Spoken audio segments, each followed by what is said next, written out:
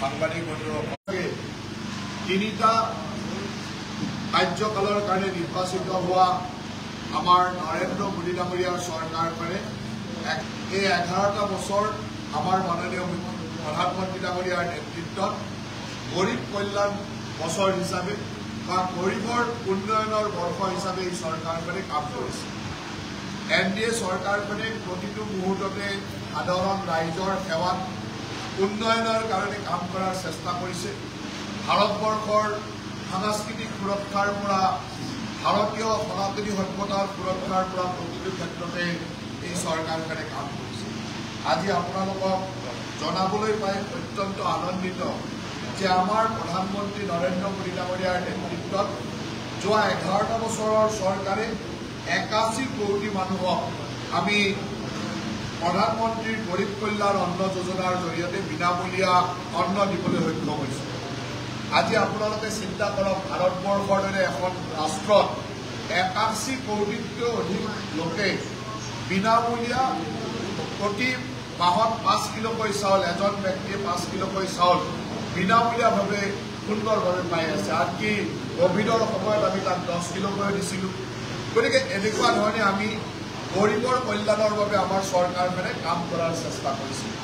দ্বিতীয়তে, এই 11 বছৰৰ চৰকাৰখনে 4 কোটিতকৈ অধিক লোকক প্ৰধানমন্ত্ৰী আৱাস যোজনাৰ জৰিয়তে ঘৰ নিৰ্মাণ কৰি পকী ঘৰ নিৰ্মাণ কৰিবলৈ সক্ষম হৈছে।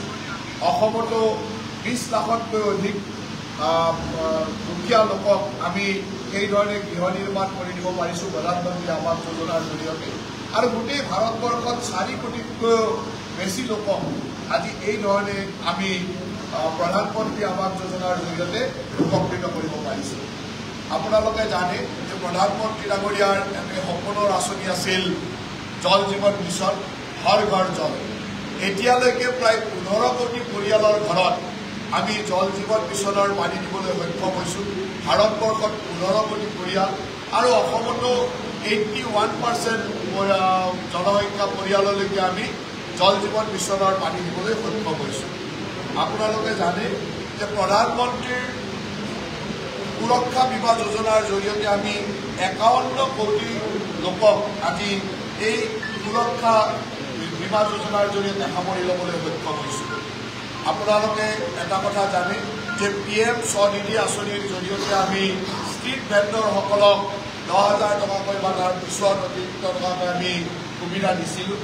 আৰু 68 লাখ ষ্ট্ৰীট ভেণ্ডৰ পদপথৰ ব্যৱসায়ী যিসকলে ৰাস্তাত দোকান দিয়ে, তেনেকুৱা দোকান দিয়া সাধাৰণ গৰীব মানুহক আমি 68 লাখ গৰীব মানুহক আমি PM স্বনিধি যোজনাৰ জৰিয়তে সামৰি ল'বলৈ সক্ষম হৈছোঁ। আপোনালোকে জানে যে PM কিষাণ সন্মান নিধি, প্ৰধানমন্ত্ৰী PM কিষাণ বা প্ৰধানমন্ত্ৰী কৃষক সন্মান নিধিৰ যি ব্যৱস্থা, এই ব্যৱস্থাৰ জৰিয়তে আমি বছৰত 6,000 টকাকৈ প্ৰতিগৰাকী কৃষকলৈকে দিওঁ। আৰু এতিয়ালৈকে প্ৰায় 3.7 লাখ কোটি 3.7 লাখ কোটি টকা এই 6,000 টকাকৈ আমি কৃষকসকলক দিবলৈ সক্ষম হৈছোঁ। গতিকে এই ধৰণে সাধাৰণ গৰীব ৰাইজৰ কাৰণে আমাৰ চৰকাৰখনে কাম কৰিছে। আজিলৈকে 1.75 লাখ কোটি টকা PM ফচল বীমা যোজনাৰ জৰিয়তে আমি কৃষক ৰাইজক মোকলাই দিবলৈ সক্ষম হৈছোঁ। 9 লাখ কোটি ক্ৰেডিট ছাপোৰ্ট আমি কিষাণ ক্ৰেডিট কাৰ্ডৰ জৰিয়তে 7 কোটি কৃষকক আমি দিবলৈ সক্ষম হৈছোঁ। 7 কোটি কৃষকে কিষাণ ক্ৰেডিট কাৰ্ডৰ জৰিয়তে 9 লাখ কোটি টকা পাবলৈ সক্ষম হৈছে। এই ধৰণে আজি আমি ভাৰতবৰ্ষৰ কৃষকসকলক আমাৰ চৰকাৰখনে, মোদী ডাঙৰীয়াৰ চৰকাৰখনে উন্নয়নৰ দিশত বা সকাহৰ দিশত আগবঢ়াই নিয়াৰ চেষ্টা কৰিছে।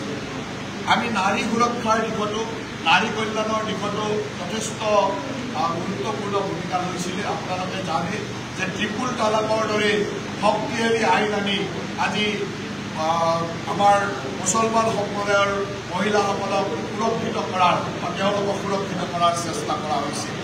আপোনালোকে জানে যে আগতে মেটাৰনিটি লিভ 12 সপ্তাহৰ মেটাৰনিটি লিভ আছিল। আজি এই মেটাৰনিটি লিভ আমি 26 সপ্তাহলৈকে বঢ়াই দিয়াৰ আমাৰ চৰকাৰে সিদ্ধান্ত লৈছে, যাৰ কাৰণে মাতৃৰ স্বাস্থ্য আৰু শিশুৰ স্বাস্থ্যৰ ক্ষেত্ৰতো যথেষ্ট প্ৰভাৱ পৰে। ভাল সুস্বাস্থ্যৰ হ'বৰ কাৰণে মাতৃ বা শিশু সুস্বাস্থ্য হোৱাৰ সহায়ক কৰে। এইধৰণে আমি নাৰী কল্যাণৰ ক্ষেত্ৰতো যথেষ্ট কাম কৰিছোঁ। ঠিক তেনেদৰে সৰ্বসাধাৰণ মানুহৰ আজি 12,75,000 টকালৈকে ইনকাম টেক্স ৰেহাই দিয়াটো এটা ঐতিহাসিক ঘটনা আছিল। আমাৰ চৰকাৰৰ দিনত 12,75,000 টকালৈকে ইনকাম কৰা বছৰেকীয়া আয়ৰ কোনো মানুহে ইনকাম টেক্স দিব নালাগে, সেই ধৰণৰ এক ব্যৱস্থা, যি যুগান্তৰকাৰী ব্যৱস্থা আমাৰ চৰকাৰে, মোদী ডাঙৰীয়াৰ চৰকাৰে কৰিছিল, ই সঁচাকৈ এক ঐতিহাসিক ঘটনা। নেশ্যনেল এডুকেশ্যন পলিচি, ৰাষ্ট্ৰীয় শিক্ষানীতি 2020 গোটেই ভাৰতবৰ্ষৰ শিক্ষা ব্যৱস্থাটোৰ এটা আমূল পৰিৱৰ্তন আনিছে। আৰু এই আমূল পৰিৱৰ্তনৰ জৰিয়তে আমি বিশ্ব মানদণ্ডৰ শিক্ষা আমাৰ ভাৰতবৰ্ষত কেনেকৈ পাব পাৰে, সেই ধৰণৰ চিন্তা চৰ্চা আমাৰ চৰকাৰে কৰিছিল।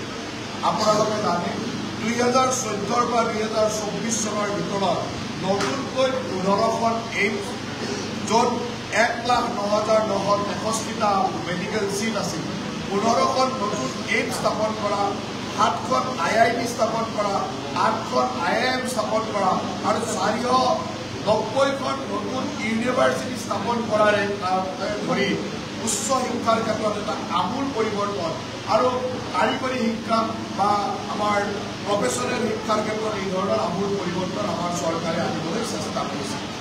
আপোনালোকে জানে যে আপোনালোকৰ গাঁওবিলাকতো দেখিছে যে PM শ্ৰী যোজনাৰ জৰিয়তে আমি বহু স্কুলৰ মডাৰ্ণাইজ বা নতুন আধুনিকৰণ কৰিছিলোঁ। 14,500খন স্কুলত আমি PM শ্ৰী যোজনাৰ জৰিয়তে আধুনিকৰণ কৰাৰ কাম আমি কৰিছিলোঁ। আমাৰ খেলাৰ দিশতো সেই ধৰণে ক্ৰীড়াক আগবঢ়াই দিবৰ কাৰণে 1,048টা খেলো ইণ্ডিয়া চেণ্টাৰ আমি সুন্দৰভাৱে তৃণমূল পৰ্যায়ত খেলো ইণ্ডিয়া চেণ্টাৰ আমি নিৰ্মাণ কৰিছিলোঁ, যাৰ জৰিয়তে আমি খেলো ইণ্ডিয়াৰ চেণ্টাৰৰ জৰিয়তে নতুন নতুন খেলুৱৈসকলক আগবঢ়াই নিয়া বা প্ৰশিক্ষণ দিয়াৰ কাম আমি কৰিব পাৰিছোঁ। আপোনালোকে জানে যে আয়ুষ্মান ভাৰত আমাৰ চৰকাৰৰ এখন অত্যন্ত ৰাইজৰ উপকৃত হোৱা আঁচনি। এই আঁচনিৰ জৰিয়তে আমি 5 লাখ টকালৈকে পৰিয়ালটোক ফ্ৰী ট্ৰিটমেণ্টৰ সুবিধা দিওঁ। এতিয়ালৈকে প্ৰায় 55 কোটি মানুহে এই ধৰণৰ, য'ত ছিনিয়ৰ চিটিজেন 70 বছৰৰ ওপৰৰ মানুহ আছে, এনেকুৱা লোকে 55 কোটি মানুহৰ আমি আয়ুষ্মান ভাৰতৰ দ্বাৰা আমি উপকৃত কৰিবলৈ সক্ষম হৈছোঁ। আপোনালোকে জানে যে আজিৰ তাৰিখত 70 বছৰৰ বয়সৰ ওপৰৰ যিকোনো ব্যক্তি আয়ুষ্মান ভাৰতৰ দ্বাৰা আমি সামৰি লৈছোঁ। গতিকে সকলো স্তৰৰে, সকলো ইনকাম গ্ৰুপৰে 70 বছৰৰ ওপৰৰ সকলো ব্যক্তিয়ে সুন্দৰভাৱে আয়ুষ্মান ভাৰতৰ ট্ৰিটমেণ্ট পোৱাৰ সৌভাগ্য হৈছে আমাৰ মাননীয় প্ৰধানমন্ত্ৰী ডাঙৰীয়াৰ নেতৃত্বত। আজি আপোনালোকে জানে যে কোভিড মহামাৰীৰ সময়ত এনেকুৱা ধৰণৰ উন্নত চিকিৎসা বা এনেকুৱা ধৰণে দেশখনক সুৰক্ষা কৰা কাম আমাৰ চৰকাৰখনে কৰিছিল যে বিশ্বত সমাদৃত হৈছিল।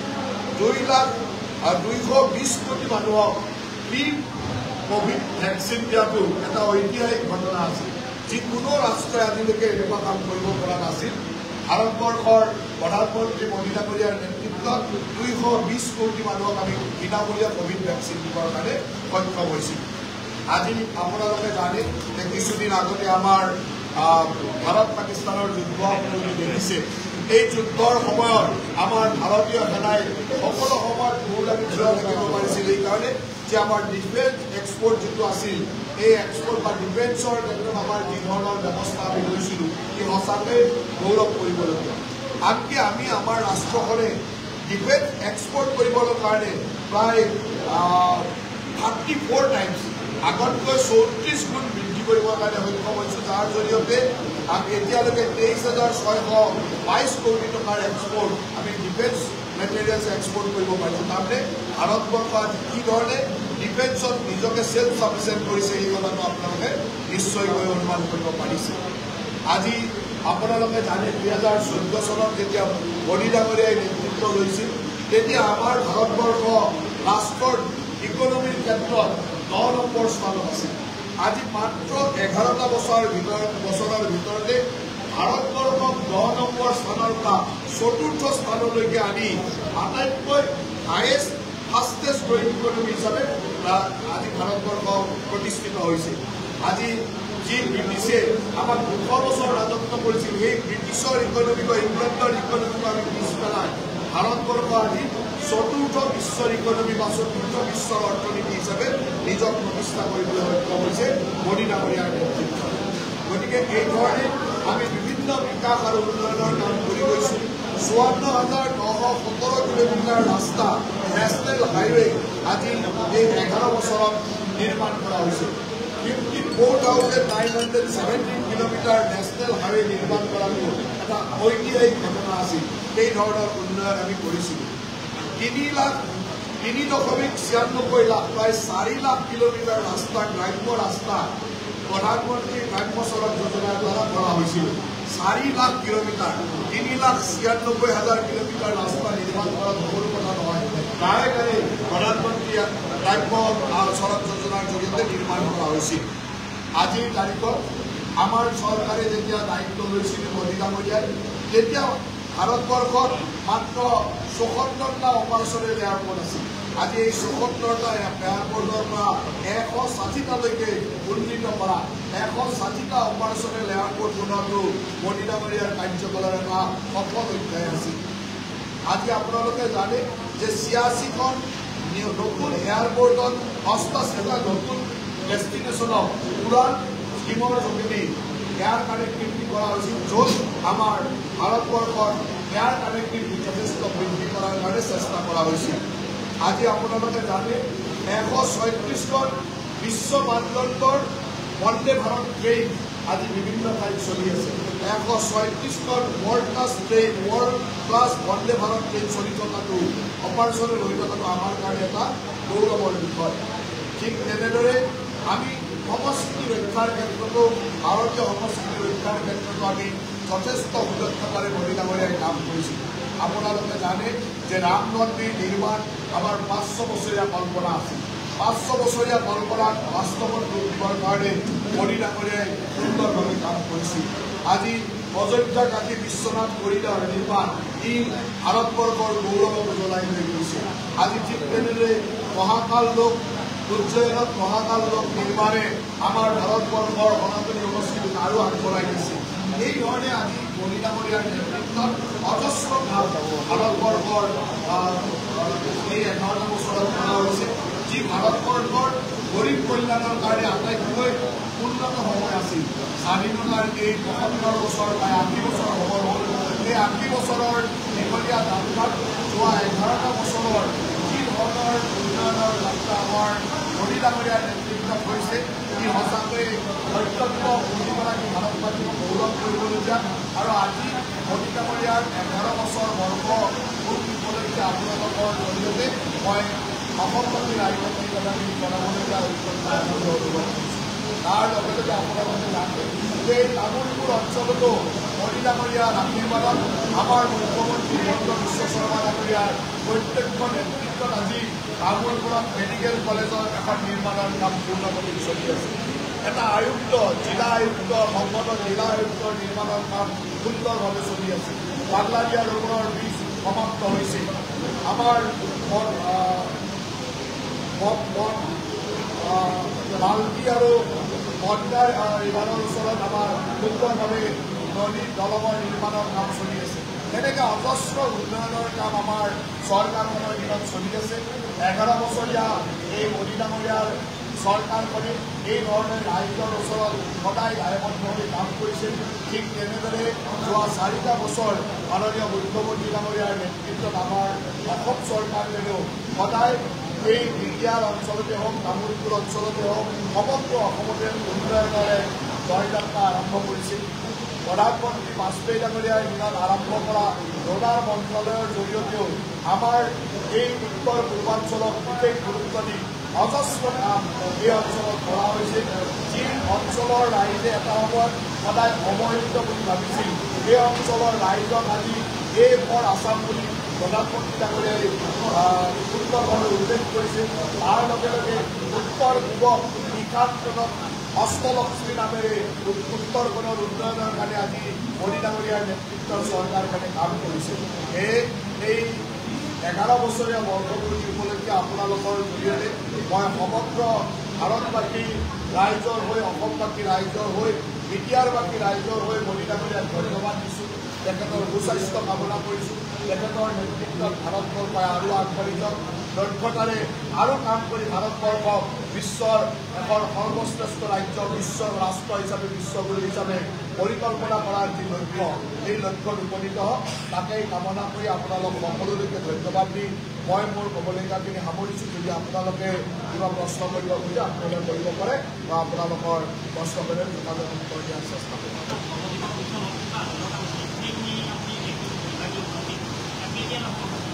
জলজীৱন মিছন যেতিয়া আমাৰ আৰম্ভ হৈছিলে তেতিয়া 2019 চনত 5 বছৰৰ কাৰণে মিছনটো আৰম্ভ হৈছিল গতিকে 2024 চনত এই মিছনৰ কাম সম্পূৰ্ণ হোৱাৰ কথা আছিল কিন্তু বহু কাম আমাৰ সম্পূৰ্ণ নোহোৱাৰ কাৰণে ভাৰত চৰকাৰে ইয়াক 2028 চনলৈকে আগবঢ়াই দিছে গতিকে এই বছৰ বাজেটত প্ৰায় 67 কৰোৰ ৰুপিজ কৰিছে প্ৰায় 67,000 কৰোৰ 68,000 কোটি টকা এইবাৰ বাজেটত আবণ্টন দিছে এই কাম চলি থাকিব মাত্ৰ মিছন বন্ধ হৈ যোৱাৰ পিছত এইটো পিৰিয়ড নতুন বাজেটত ধৰা পিৰিয়ডৰ কাৰণে আমাৰ কাম কিছু স্থগিত হৈছে কিন্তু মই ভাবোঁ যে 1-1.5 মাহৰ পিছৰ পৰা ইয়াৰ কাম আগৰ দৰে গতি ল'ব আৰু সেই গতি লৈ আমি 2028 চনৰ ভিতৰত আমাৰ জলজীৱন মিছন সম্পূৰ্ণ কৰিব লাগিব আমাৰ লক্ষ্য থাকিব যে 2028 নহয় আমি 26-27 চনৰ ভিতৰতে যে 100% মানুহক পানী দিব পাৰোঁ সেই লক্ষ্য আমাৰ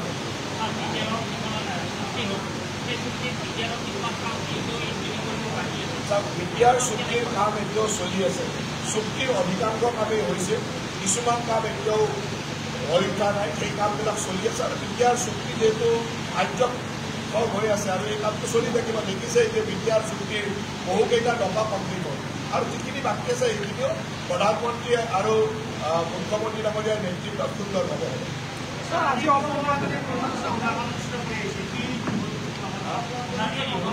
মই বিশেষভাৱে আমাৰ 3টা আঁচনি আমাৰ অৰুণোদয় আঁচনি মুখ্যমন্ত্ৰীৰ মহিলা উদ্যমিতা আঁচনি আৰু মুখ্যমন্ত্ৰীৰ আত্মনিৰ্ভৰ অসম আঁচনি এই 3টা আঁচনিৰ জৰিয়তে আমি যথেষ্ট সংখ্যক লোকক বিভিন্ন ধৰণৰ সহায় কৰোঁ অৰুণোদয় আঁচনিৰ জৰিয়তে আমি 1250 টকাকৈ প্ৰতি মাহতে আমাৰ আই মাতৃসকলক দিওঁ ঠিক তেনেদৰে আমাৰ মহিলা উদ্যমিতাৰ জৰিয়তে 10,000 টকাকৈ গোটৰ মহিলাসকলে পায় আৰু CM ত্ৰিপুৰে বা মুখ্যমন্ত্ৰী আত্মনিৰ্ভৰ অসমৰ জৰিয়তে 2 লাখ টকালৈকে আমাৰ যুৱক যুৱতীসকলে আত্মসংস্থাপনৰ কাৰণে পায় এই গোটেইখিনি আঁচনি তামোলপুৰ জিলাত কি পৰ্যায়ত চলি আছে তাৰ এটা বিশ্লেষণ পৰ্যালোচনা ল'লোঁ আৰু খুব কম দিনৰ ভিতৰত এই আঁচনিসমূহ ৰূপায়ণ কৰিবৰ কাৰণে কি ধৰণে কাম কৰিব তাৰ কাৰণে এটা নিৰ্দেশনা দিলোঁ অহা আগষ্ট মাহৰ পৰা আমি গোটৰ 10,000 টকাকৈ দিয়া মুখ্যমন্ত্ৰীৰ আত্মনিৰ্ভৰ মুখ্যমন্ত্ৰী মহিলা উদ্যমিতাৰ কাম আৰম্ভ কৰিম আৰু অৰুণোদয়ৰ কামো আমাৰ চলি আছে অৰুণোদয়ো আমি খুব কম দিনৰ ভিতৰত অৰুণোদয়ৰ টকাও আমাৰ এই অঞ্চলৰ বিদ্যাৰ অঞ্চলৰ মহিলাসকলে পোৱা আৰম্ভ হ'ব মুখ্যমন্ত্ৰীৰ আত্মনিৰ্ভৰ অসমৰ ইণ্টাৰভিউ হৈ গ'ল তাৰ চিলেকশ্যন প্ৰচিডিউৰ চলি আছে খুব কম দিনৰ ভিতৰত এইখিনিও আমি সামৰি ল'ম আৰু তামোলপুৰ জিলাত 1,000তকৈ অধিক যুৱক যুৱতীক আমি এই ধৰণৰ মুখ্যমন্ত্ৰীৰ আত্মনিৰ্ভৰ অসমৰ জৰিয়তে 2 লাখ টকাকৈ দিয়াৰ চেষ্টা কৰিম বিদ্যা নিৰ্বাচনৰ 40খন আসনৰ ভিতৰত আপোনালোকে কিমান পাব বুলি আত্মবিশ্বাসী আমি যিখিনিত আমাৰ শক্তি আছে আমি সুন্দৰভাৱে খেলিব পাৰোঁ এইখিনি চিটত আমি নিৰ্বাচন খেলিম আৰু আমি যিখিনি চিটত নিৰ্বাচন খেলিম সকলোতে আমাৰ শক্তি আছে কাৰণে খেলিব লৈছোঁ গতিকে আমি ভাবোঁ যে 25ৰ পৰা 30খনৰ ভিতৰত আমি নিৰ্বাচন খেলাৰ মানে সমৰ্থ বা আমাৰ শক্তি আছে আৰু 25ৰ পৰা 30খনৰ ভিতৰত যি আসনতে নিৰ্বাচন খেলিম আমি যি আসনত আমাৰ শক্তি ভাল বিজয় হোৱাৰ সম্ভাৱনা আছে তাতেই খেলিম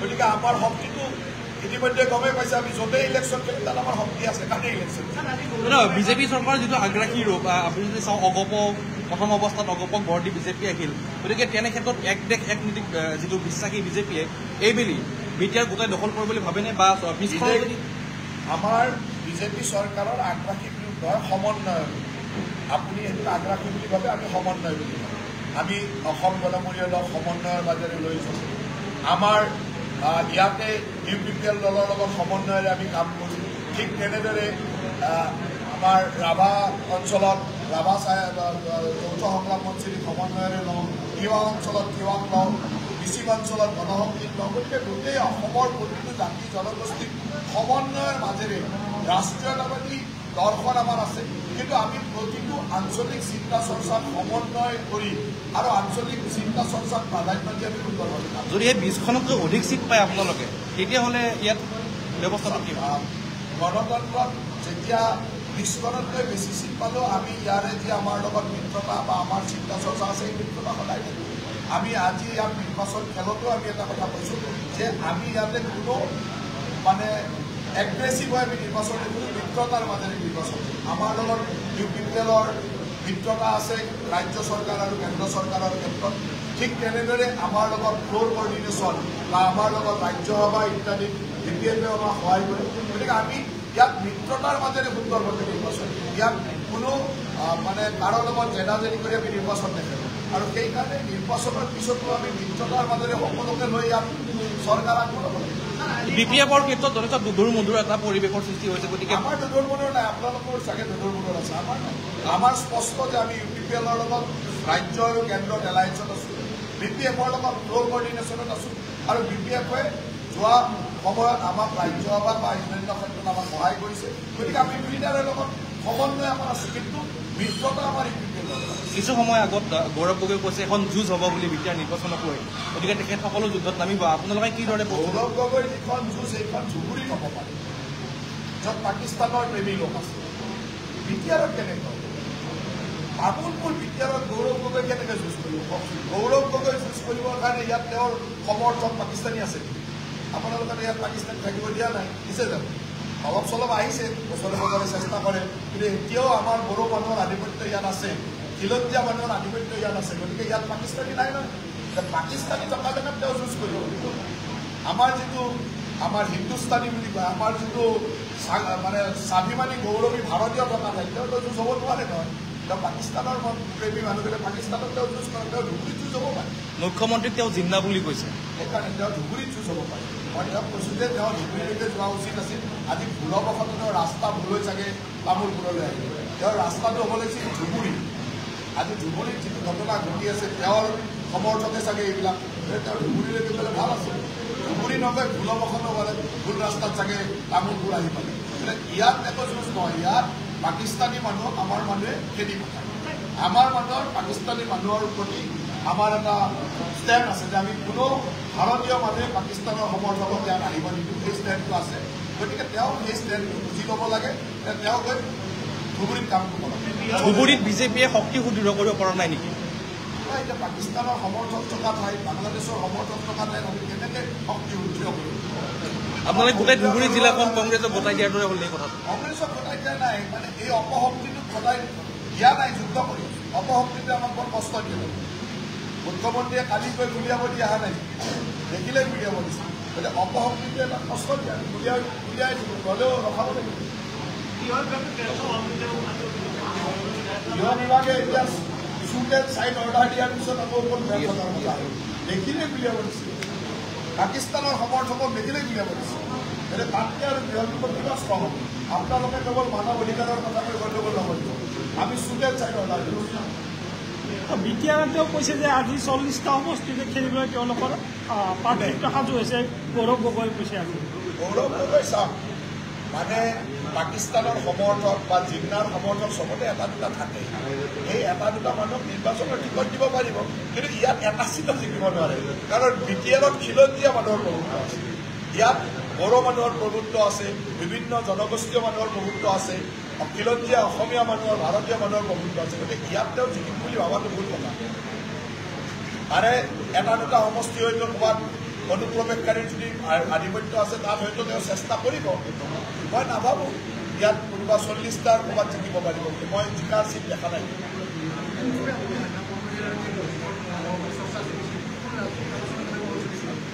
আক্ৰান্ত মহিলাৰ লগত মোৰ ব্যক্তিগত সম্পৰ্ক বহুত আৰু কেতিয়াবা লগ পালে কথা বতৰা পাতোঁ যিদিনাখন কোকৰাঝাৰলৈকে গৈছিলোঁ কোকৰাঝাৰত আমাৰ জিলা এক্সিকিউটিভ আছিল কোকৰাঝাৰত আমাৰ তাত এটা পাৱাৰ প্ৰজেক্ট লৈ অলপমান কিবাকিবি গণ্ডগোলো চলি আছিল এই কথাবিলাক লৈ মই এইফালে যাওঁতে তেওঁৰ ৰিজৰ্টটোতে সোমাই তেওঁক আমাৰ লগ পাই আহিছোঁ হাগ্ৰামাত আপোনালোকে যি বুলি ভাবে আমি তাত লগ পাইছোঁ। হাগ্ৰামাত যদি আপোনালোকক সমৰ্থন দিম বুলি ভাবে তেতিয়াহ'লে আপোনাৰ আমিতো কাৰো সমৰ্থনো নলওঁ, আমি অকলে ইলেকশ্যন দিম।